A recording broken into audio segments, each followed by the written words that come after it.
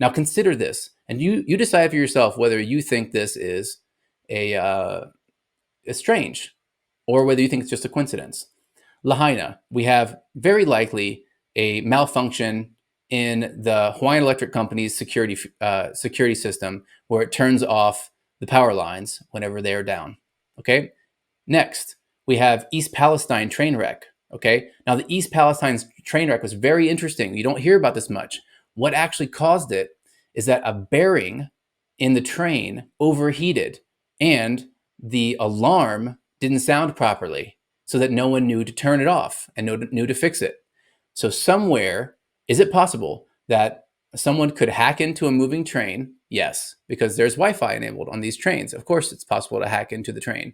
Now, the critical infrastructure is supposed to be behind a secure database, a secure wall.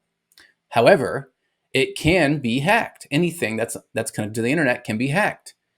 So that means that it's possible that someone turned off the security features and or tampered with the temperature in the bearings and overheated them. Now, that might sound crazy, right? Of course, it's meant to sound crazy.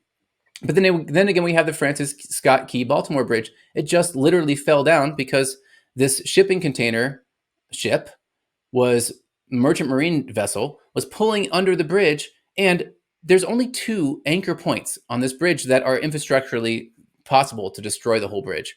This thing had a power outage all of a sudden. Power outage, and then it turns toward that anchor point while the power's out. Power turns back on, they turn away, power turns off again, it turns back, and it hits the bridge and it falls down. Very strange.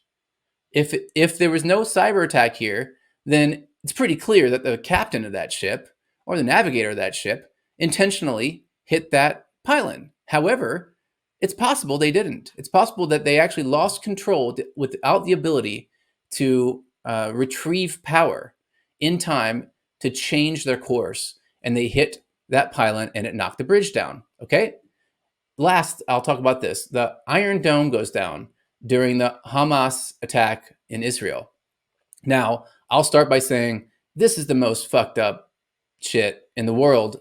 This whole conflict is the most fucked up shit in the world. And if you think you know what's going on, you probably don't.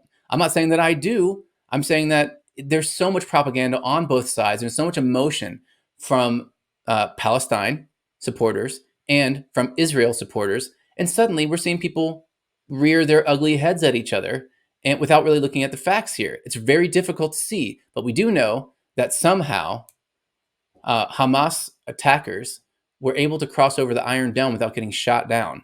Now, I don't know how in the world that would happen. You can see videos online of Palestine troops bombing infrastructure for the Iron Dome to knock it out. You can watch videos about that too, and it's not something that's being hidden at all. It's just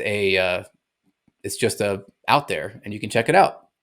Now, what I'm suggesting here is that there's something that all these different mistakes or major events have in common, and that is they're all possible. It's possible to do all of these things with a cyber attack remotely, and to cover your tracks to such a degree that no one has any idea you ever did it. Okay. The most important thing I haven't heard anybody talk about is the East Palestine train wreck, because the bearings reached 253 degrees Fahrenheit, and it just didn't. The alarm didn't do anything, and no one heard, or the alarm didn't actually trigger.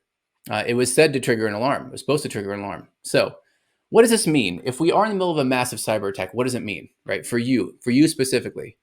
1, your personal information is no longer private or secure. Period. If you have a computer and it's attached to the internet, your personal information is not private or secure. You should know that by now. If you send stuff over the internet, now I know this too. It doesn't mean I'm going to stop using the internet, right? I'm not suggesting that you do that either, but just know that your personal information is no longer private and secure.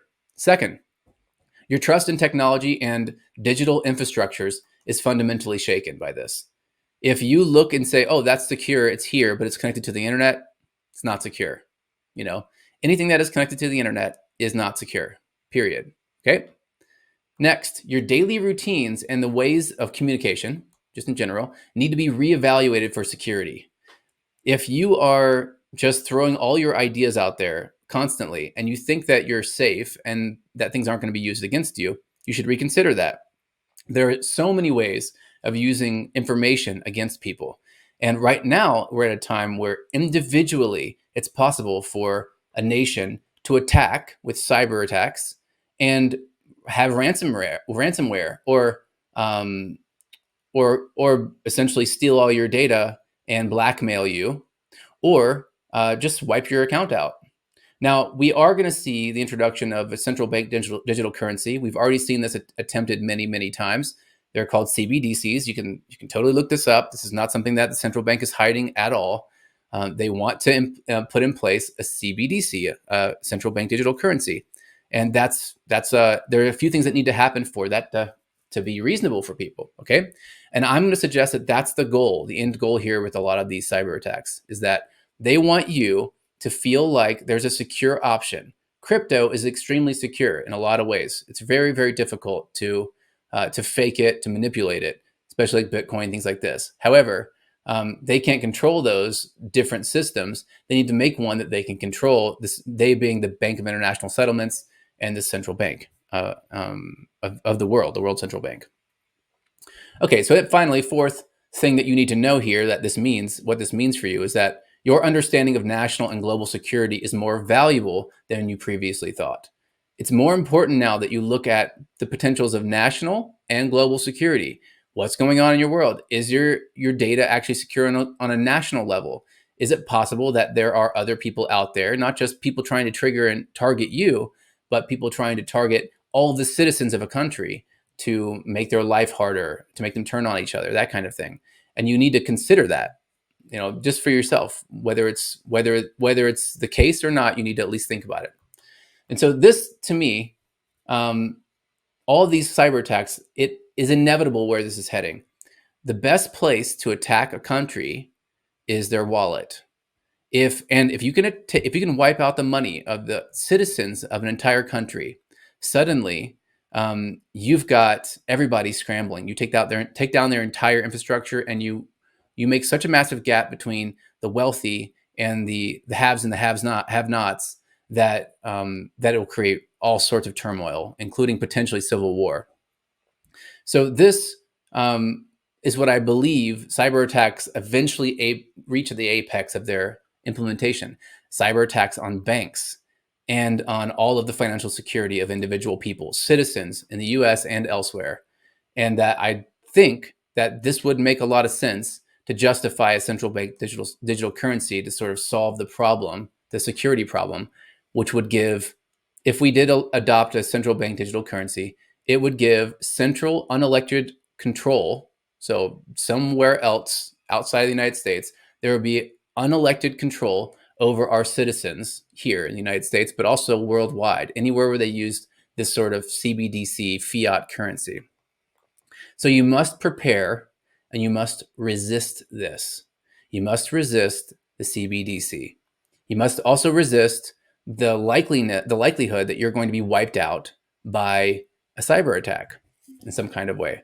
And that you've probably been thinking about this lately. If you have any kind of brains whatsoever, you're thinking, okay, how do I protect myself? How do I secure myself? How do I get food? How do I make sure I have water? Do I have some friends who hunt? That kind of thing. You're thinking about this stuff in ways you never thought about it before like this. Now you're really thinking about it,